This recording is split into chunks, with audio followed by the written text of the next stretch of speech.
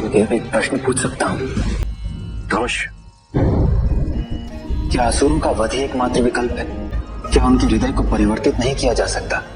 संभव है कि ताड़का की अज्ञानता ने उसे क्रूर बना दिया। क्या हम उसे कर्म और धार्मिकता के मार्ग पर बढ़ने के लिए प्रेरित नहीं कर सकते? क्या एक स्त्री की हत्या करना अशोभनीय नहीं है?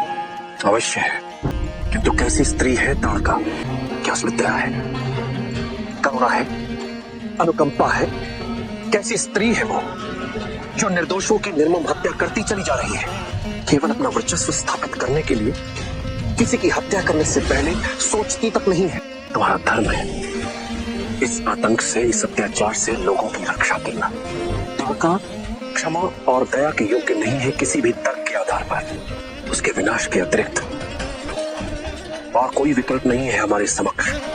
ताड़का, मैं तुम्हें एक अंतिम अवसर दे रहा हूं। यदि तुम यहाँ से इसी क्षण शांतिपूर्वक सदा के लिए चले जाने का प्रस्ताव स्वीकार कर लेती हो, तो मैं गुरु विश्वामित्र से तुम्हें क्षमादान देने की प्रार्थना करूंगा, क्योंकि तुम एक स्त्री हो और मैं अकारण ही तुम पर शस्त्र प्रयोग नहीं करना चाहता। तुझे अभी भी आभास नहीं है कि तेरी मृत्यु तेरे सामने खड़ी है, और मृत्यु कभी भी अंतिम अवसर नहीं देती।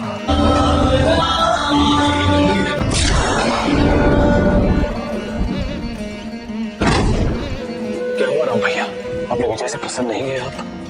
प्रजा की दुर्बल की रक्षा हेतु यदि वध करना पड़े तो वो हमारा धर्म है लक्ष्मण, किंतु हिंसा पर आनंदित होना, उसका उत्सव मनाना ये उचित नहीं।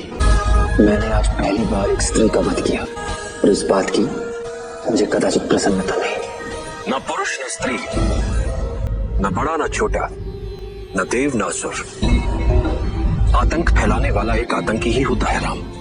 हमने तो अवसर दिया था उसे और उसने अपनी मृत्यु का विकल्प ही स्वीकार किया।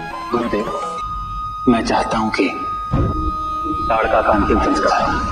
भैया, ताड़का एक राक्षसी थी, वो हमारा विनाश करना चाहती थी। एक शत्रु को इतना सम्मान क्यों? तुम्हारे प्रश्न ही तुम्हारा उत्तर नहीं था लक्ष्मण।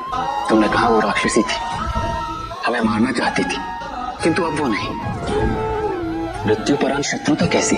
तुम्हारी ये संवेदनशीलता, नैतिकता, धार्मिकता समस्त मानव समाज के लिए एक उदाहरण है।